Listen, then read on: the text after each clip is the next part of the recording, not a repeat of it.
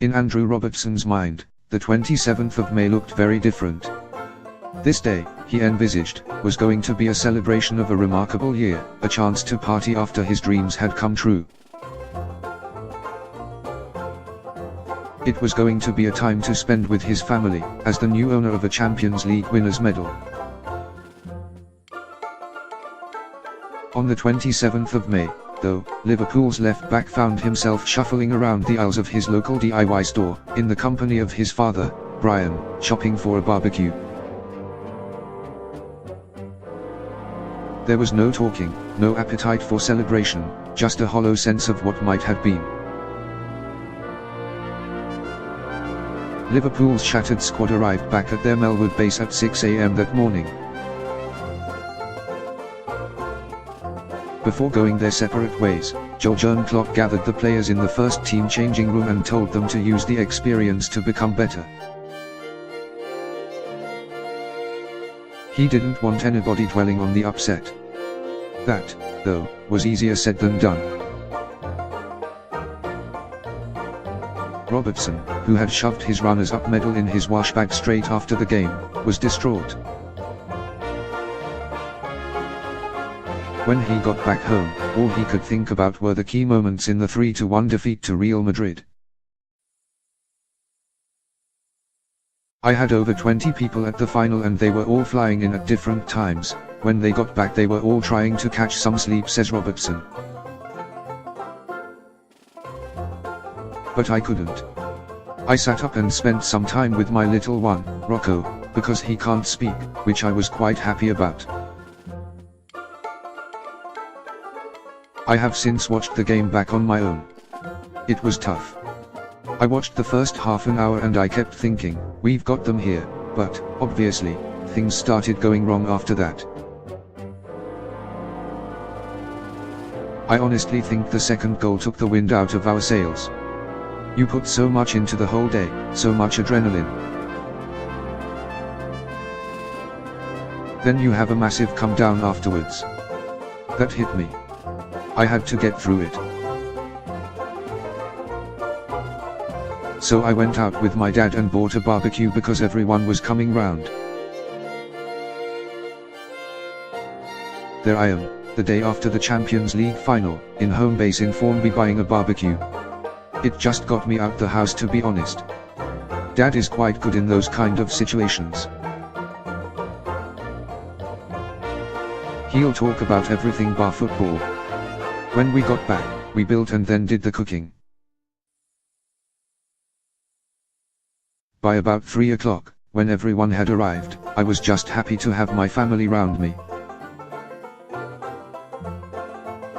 I could see how proud they were of me and it was good to be surrounded by them. It was a good comfort.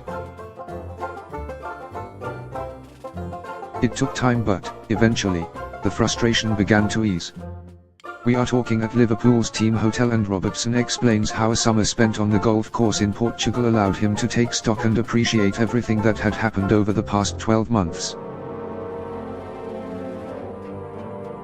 Robertson, after all, arrived at Anfield last July as, to put it bluntly, a left-back from Hull. There was no hype around the deal and he simply slipped in through the side door. It wasn't until December that he actually managed to get a run in the side. When his moment arrived, though, he took it in such impressive fashion that his lung-bussing displays have made him one of the Kop's favourites. By the end of the campaign, he was being spoken about as arguably the best in his position in the division.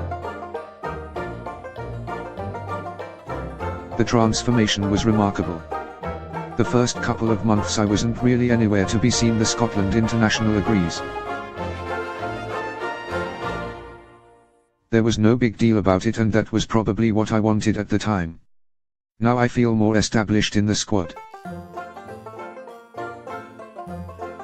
It's small things really. I've never been to America before, for example, so to see the fans and hear them shouting your name. You'd maybe think they'd be here just to see Liverpool, but they know all the players, they are clued up. It's good to be noticed, because it means you're playing and doing something right. As soon as you put in one good performance for a club like this, there's pressure. The next week fans expect it again.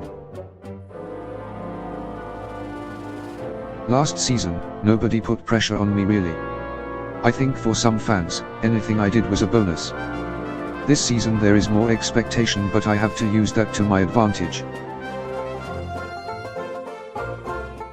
Expectation does not just stalk Robertson. It is swarming all over Liverpool, following an ambitious recruitment drive that has seen them spend more than £250 million this summer. The squad will be complete on Monday when Alisson Becker, the £65 million goalkeeper, finally joins up. So what is achievable? Robertson sees no merit in discussing whether Liverpool will be title challengers before the first ball of the new season is kicked, but he is happy to point out just how competitive things are in training and what the intensity might mean for performances. This year, we've got a stronger squad and the competition is there, says Robertson. If there's competition in training, then the training is intense, and then you have the pressure of a weekend that if you don't put in good performances, then your place is maybe up for grabs. Manchester City blew everyone away last season, really. The first part of the season was crucial, and they were too far away from us from quite early on really. But hopefully the gaffer's identified players who he thinks can come in and make a difference. There's no doubting the quality.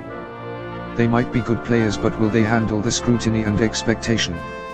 If they need an example of how to get established at Anfield, they should look no further than Robertson. The last campaign has gone. The quest to reach the top has started again. I like pressure, says Robertson. I put in on myself and I think I get the best out of myself by doing that. I just can't wait for the season to start. Robertson had a shock when he logged onto Twitter on the morning of July the 4th. Unbeknown to him, Curtis Davies, his former teammate, had posted a picture of Robertson and Harry Maguire on the day they signed for Hull in 2014. There was a playful barb, but also a message that these two players were proof that hard work can bring success. That wasn't my best attempt at a haircut, was it? Says Robertson, laughing. I remember actually that I'd booked in for a haircut on the Sunday and I was meant to sign on the Monday. Then I got phoned late Thursday night to say, come down, you're signing Friday. I was like, no. I can't until I get my haircut. It was too late. I didn't trust any Hull barbers to do it before I signed, so it's not the best picture. Big Harry looks alright, but I don't. What can you say about him? Fantastic tournament.